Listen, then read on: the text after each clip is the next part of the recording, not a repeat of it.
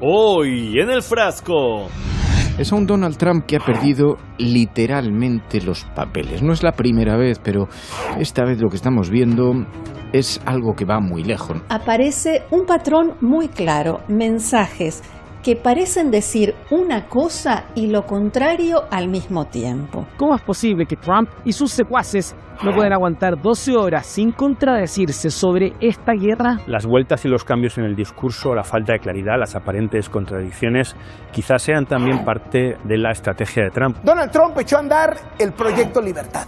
Así le llamó a la operación militar para escoltar barcos comerciales para que puedan pasar por el estrecho de Hormuz, que está bloqueado por Irán. Irán mantuvo la amenaza a los barcos que salían, consiguió atacar con éxito a 2 de ellos y los demás perdieron el apetito de salir, al menos en este momento. El presidente Donald Trump dijo el martes que suspende la operación militar estadounidense para escoltar barcos a través del estrecho de Hormuz después de apenas un día. En cuestión de semanas, el discurso de Donald Trump pasó de prometer una victoria aplastante a tener que negociar con el mismo adversario que había asegurado derrotar. Les avisaré cuando no haya alto al fuego. No tendrán que saberlo. Si no hay alto al fuego, no tendrán que saberlo. Solo tendrán que ver un gran resplandor saliendo de Irán. Y más les vale firmar el acuerdo rápido. Si Irán ha sido derrotado y si pudieran tomar el estrecho fácilmente, y si Irán no tiene líderes y todo se está desmoronando, vaya y haga lo que quiera hacer. Además, hablaremos con una integrante de la Global Sumud Flotilla.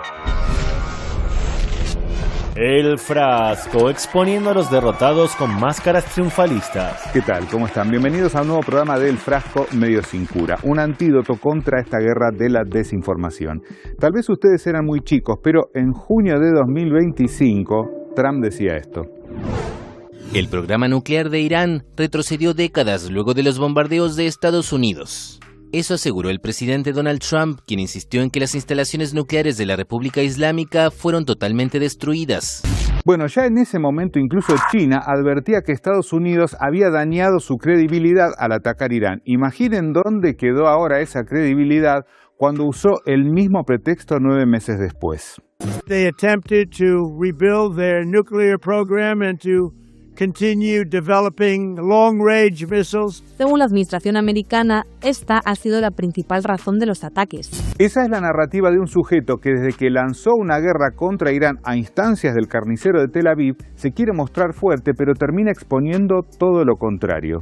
Es a un Donald Trump que ha perdido literalmente los papeles. No es la primera vez, pero esta vez lo que estamos viendo es algo que va muy lejos. Aparece un patrón muy claro, mensajes que parecen decir una cosa y lo contrario al mismo tiempo. Y es que la respuesta iraní dejó tecleando al bufón naranja, que empezó con su habitual arrogancia y después fue puro titubeo. Trump tampoco ha sido coherente en lo que se refiere a la duración de la operación militar. Aseguró primero que la ofensiva terminaría en 2 o 3 días, luego habló de varias semanas e incluso ha dejado abierta la posibilidad de que se prolongue aún más, y a la vez que volvía a insistir en que será una campaña militar corta. Whatever the time is, it's okay, whatever it takes. I think you'll see it's going to be a short-term excursion. Esto ha llevado no solo a que en algunos medios se lo cuestione, sino que en el propio Congreso se exponga que una potencia en declive esté manejada por personas que no pueden o no quieren mantener un mínimo de coherencia. ¿En qué quedamos? ¿Está terminando la guerra o estamos al borde de los peores combates hasta la fecha? ¿Cómo es posible que Trump y sus secuaces no pueden aguantar 12 horas sin contradecirse sobre esta guerra? Las vueltas y los cambios en el discurso, la falta de claridad, las aparentes contradicciones, quizás sean también parte de la estrategia de Trump, una figura política que siempre ha operado muy bien desde la impredecibilidad. Es un resumen de su política exterior: intimidación, espectáculo, desprecio por las reglas del juego internacional, y todo en este contexto tan crítico, el estrecho de Hormuz, por donde pasa cerca del 20% del petróleo mundial. Efectivamente se trata del estrecho de Hormuz, donde los anuncios de un Trump que se niega a aceptar la derrota se parecen a un número teatral de bajo presupuesto y escenografía de cartón. Donald Trump echó a andar el Proyecto Libertad. Así le llamó a la operación militar para escoltar barcos comerciales para que puedan pasar por el estrecho de Hormuz, que está bloqueado por Irán. Bueno, como de costumbre, lo que pasó fue que las palabras, los posteos, la narrativa y todo el bla bla bla de Trump se volvió a topar con la realidad de Irán. Irán mantuvo la amenaza a los barcos que salían, consiguió atacar con éxito a 2 de ellos y los demás perdieron el apetito de salir, al menos en este momento.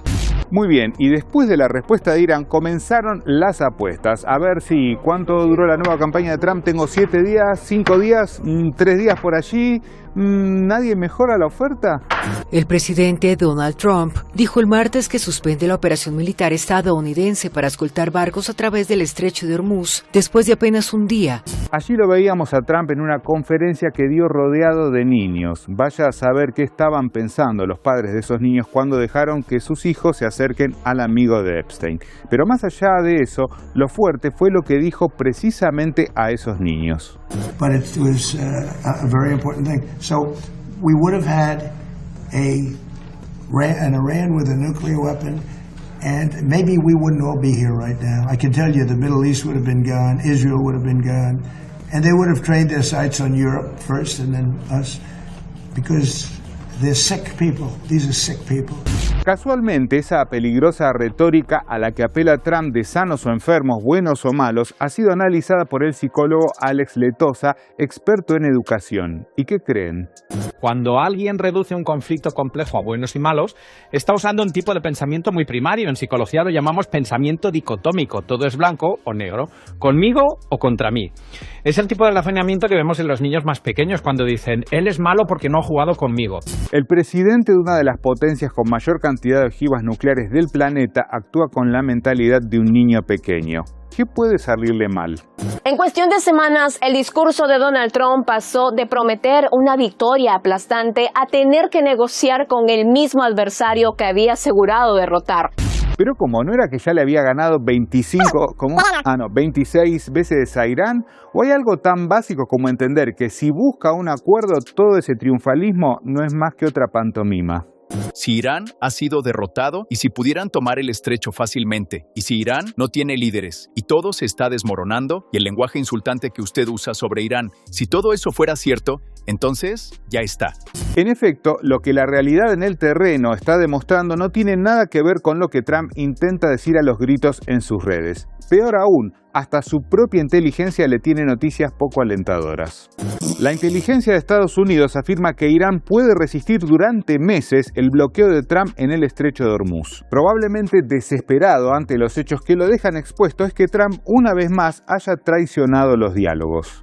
Estados Unidos ataca petroleros iraníes y las negociaciones penden de un hilo. Un F-18 Super Hornet de la Armada perteneciente al portaaviones George Bush inmovilizó ambos petroleros vacíos con bandera iraní. Pues bien, tenemos aquí a Estados Unidos atacando y rompiendo el alto al fuego, un ataque al que Irán replicó de inmediato. Irán respondió este jueves con fuego de misiles a ataques estadounidenses contra 2 petroleros en el estrecho de Hormuz. ¿Y qué creen que hicieron muchos medios de comunicación occidentales? Claro que sí, decir descaradamente que Irán fue quien atacó. La tregua podría haber saltado por los aires después de que las fuerzas estadounidenses interceptaran ataques iraníes de misiles, drones y embarcaciones pequeñas contra 3 destructores de la Marina de Estados Unidos. Otro recurso para evitar decir que Estados Unidos atacó a los cargueros iraníes primero es titularlo de la siguiente manera. Estados Unidos e Irán lanzaron ataques cruzados en el estrecho de Hormuz y podría peligrar un acuerdo de paz. La prensa iraní informa de un intercambio de disparos con unidades enemigas cerca de una isla en el estrecho de Hormuz. Por supuesto que no sorprende que el timador naranja, acostumbrado a fabricar su propia realidad, haya intentado responsabilizar a Irán. Hoy se han burlado de nosotros, les hemos dado una buena lección, nos han tomado del pelo, yo lo llamo una tontería. Les avisaré cuando no haya alto al fuego. No tendrán que saberlo. Si no hay alto al fuego, no tendrán que saberlo. Solo tendrán que ver un gran resplandor saliendo de Irán. Y más les vale firmar el acuerdo rápido. Otra vez Trump haciendo alusión a un posible ataque nuclear contra Irán. ¿El mundo va a normalizar esto? Mientras tanto, Estados Unidos pretende emular sus crímenes en el Mar Caribe, pero en el estrecho de Hormuz. Estados Unidos destruye 6 pequeñas embarcaciones iraníes. Irán dice que el ejército estadounidense mató a 5 civiles en ataques contra embarcaciones de pasajeros. Claro, Irán dice es ese recurso habitual para relativizar lo sucedido. Por su parte, el medio de Estados Unidos, Business Insider, directamente presenta estos ataques a embarcaciones como parte de una limpieza. Helicópteros Apache y Seahawk de Estados Unidos hundieron media docena de pequeñas embarcaciones iraníes mientras limpiaban las amenazas alrededor del estrecho de Hormuz. Un modus operandi similar al que continúa realizando Estados Unidos en el Caribe contra supuestas narcolanchas. Estados Unidos hundió otra narcolancha y ya dejaron 189 muertos esos ataques en el Caribe. Lo que está ocurriendo es obviamente unas ejecuciones extrajudiciales. No ha habido ningún debido proceso, no ha habido una identificación, no ha habido pruebas de que estas personas estuvieran cometiendo realmente ese delito. Por lo tanto, siempre hay que tener en claro que tales ataques son absolutamente ilegales bajo el derecho internacional, aunque eso no signifique nada para los piratas de la Casa Blanca. La única forma de que un Estado pueda usar la fuerza contra otro Estado o contra un individuo fuera del territorio de su Estado es en el caso de legítima defensa. Las reglas que marcan cuándo puede haber un conflicto armado bélico no se dan en este caso. Estados Unidos no está siendo atacado y no puede recurrir a la legítima defensa. Lo que está haciendo Trump no tiene un respaldo legal internacional. Lo que tampoco tiene sustento legal, pero al tío Sam evidentemente poco le ha importado, es el bloqueo impuesto a Cuba durante décadas. Todo el mundo sabe, todo el que es consciente de eso, que uno de los elementos que más ha afectado el desarrollo de Cuba ha sido el bloqueo de los Estados Unidos. O sea, 50 años de bloqueo. ¿Qué significa el bloqueo? El bloqueo es que Cuba, por presión de los Estados Unidos, que es la principal potencia económica y militar del mundo, no puede hacer negociación prácticamente con nadie. We do want to help the people of Cuba who are, hurt by this incompetent regime that's destroyed the country and the economy. Lo que plantea Rubio es como ahorcar a alguien y decirle que es un incompetente por no poder respirar bien. Y para los yanquis, expertos en cinismo, dar vuelta a la tortilla es su especialidad. Por eso no sorprende que digan que quien bloquea es Cuba. Marco Rubio acusa al régimen cubano de bloquear hasta 100 millones en ayuda de Estados Unidos. We've provided $6 million of humanitarian aid, U.S. humanitarian aid that was distributed by Caritas, the Catholic Church agency. We're prepared to do more. In fact, we've offered the regime there $100 million of humanitarian aid that unfortunately so far they have not agreed to distribute to help the people of Cuba. A ver, déjenme ver esta cuenta. Bueno, si el generoso Estados Unidos manda 100 millones a Cuba en ayuda humanitaria para compensar el daño que les han provocado, le falta devolverle unos, digamos, un poco más. Las pérdidas históricas de la nación caribeña en más de 6 décadas de bloqueo se sitúan en 170.677 millones de dólares. Y otro bloqueo brutal es el impuesto por el régimen israelí con el sostén de Estados Unidos contra el pueblo palestino de Gaza. Es por ello que una vez más una flotilla internacional se embarcó para intentar romper el asedio y llevar ayuda humanitaria. Veamos lo siguiente y hablamos con nuestra invitada del día. Estamos iniciando nuevamente la navegación. Tuvimos algunos días en Sicilia, donde nos encontramos con el resto de la flotilla y ya podemos decir que estamos navegando con la flotilla más grande en la historia y todavía falta que se sumen más embarcaciones en Grecia, en Turquía. Así que luego de haber terminado de preparar los barcos, algunas averías y sumar a nuevas embarcaciones, vamos rumbo a Gaza, a romper el bloqueo genocida que mantiene Israel. Acá muy contentos, acaban de llegar Raúl y Cele de esta flotilla que lamentablemente no pudo llegar a Gaza porque con complicidad de los gobiernos europeos fue secuestrada frente a las costas de Grecia. Nuevamente Celeste, por segunda vez, terminó en las cárceles del sionismo. Bueno, muy bien, y para hablar de este tema tenemos el gusto de estar en comunicación con Celeste Fierro, que es coordinadora argentina de la Global Sumud Flotilla. Celeste, bienvenida al Frasco. Hola, ¿cómo están? Gracias por la invitación. Gracias a vos. Celeste, bueno, la primera pregunta obligada, ¿no? ¿Por qué decidiste volver a embarcarte en esta experiencia, sobre todo después de tener aquella traumática primera oportunidad, ¿no? Con la flotilla. Bueno, creo que lo fundamental, y es también por qué surge esta segunda misión de la Global Sumut Flotilla, es porque el genocidio continúa. Más allá de que se intentó mostrar que ese falso alto al fuego, ese tramposo pacto de paz era la solución, lo cierto es que continúa, que la avanzada del sionismo, no solamente en Palestina, sino en la región, es parte de su política constante.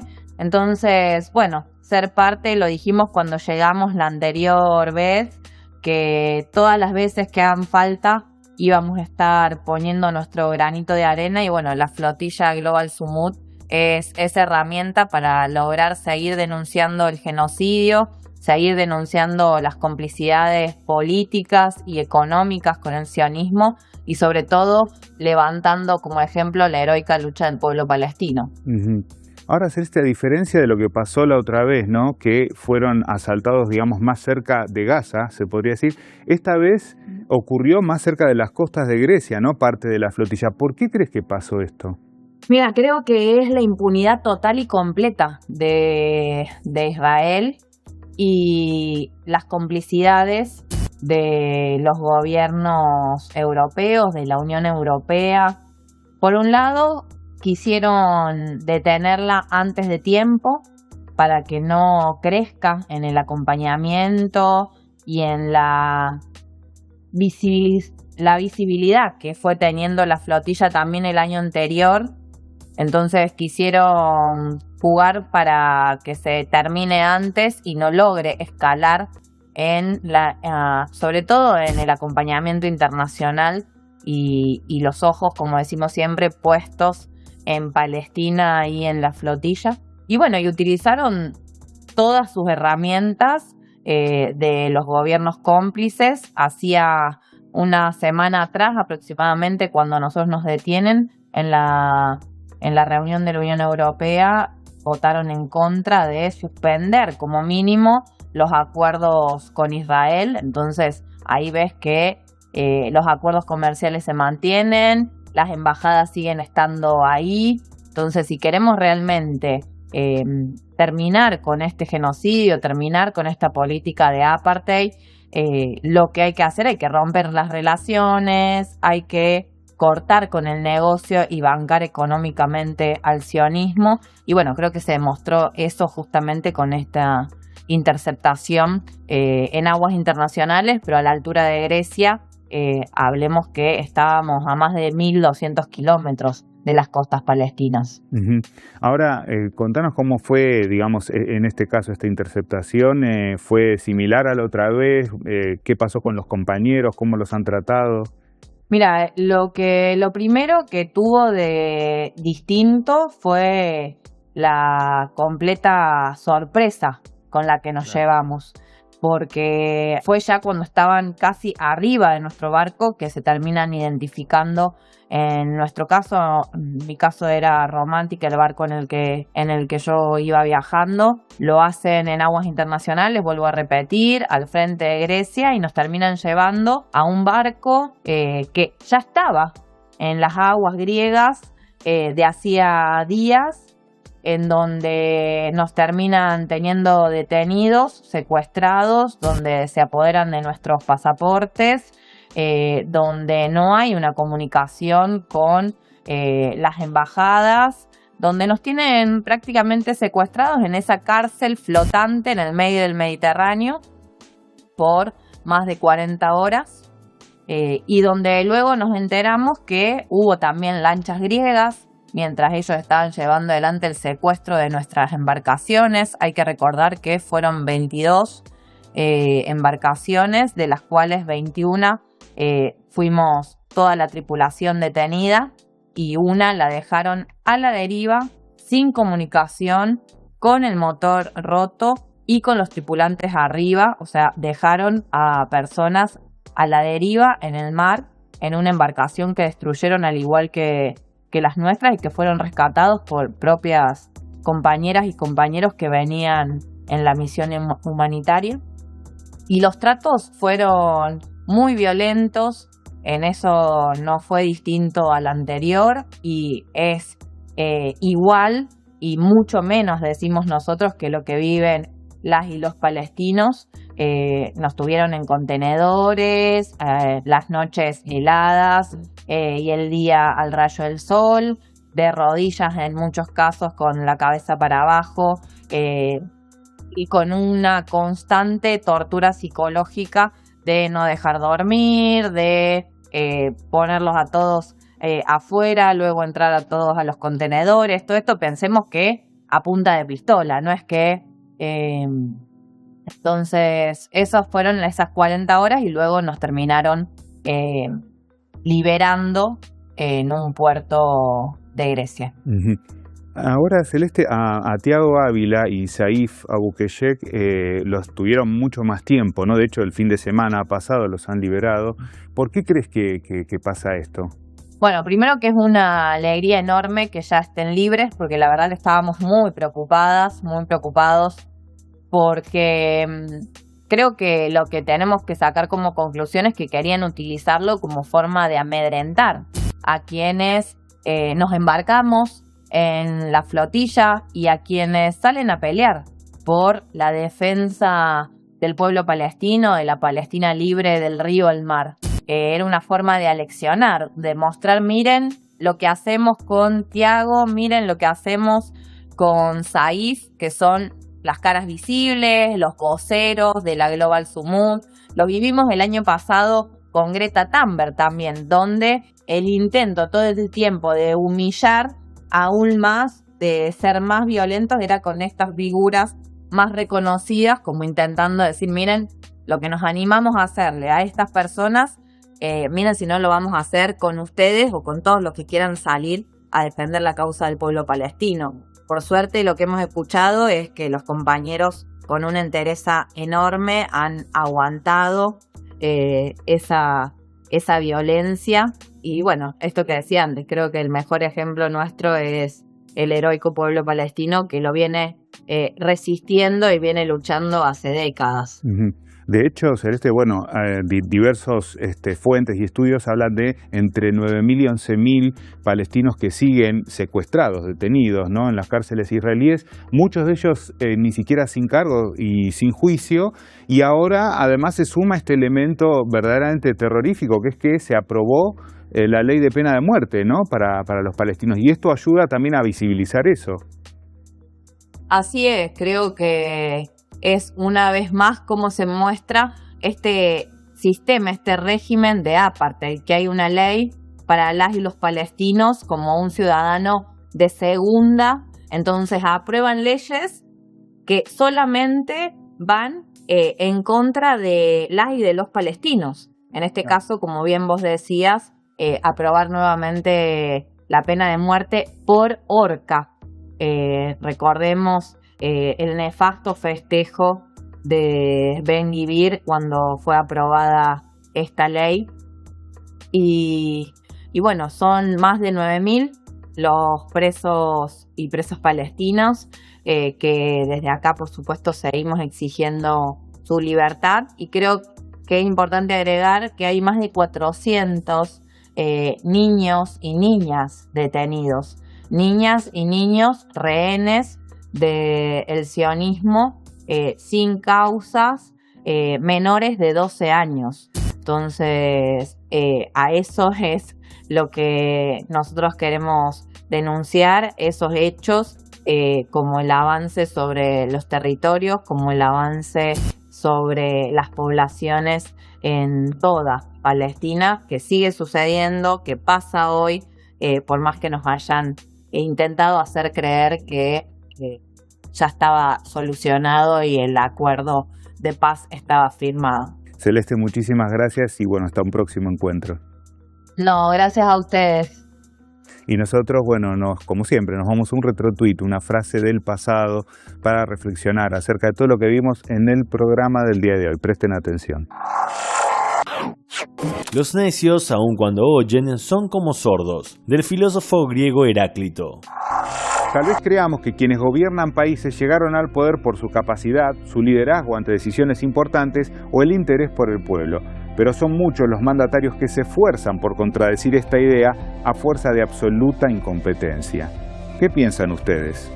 Los esperamos la próxima semana, como siempre aquí, por Hispan TV. Muchas gracias. ¿Conmigo o contra mí? Él es malo porque no ha jugado conmigo.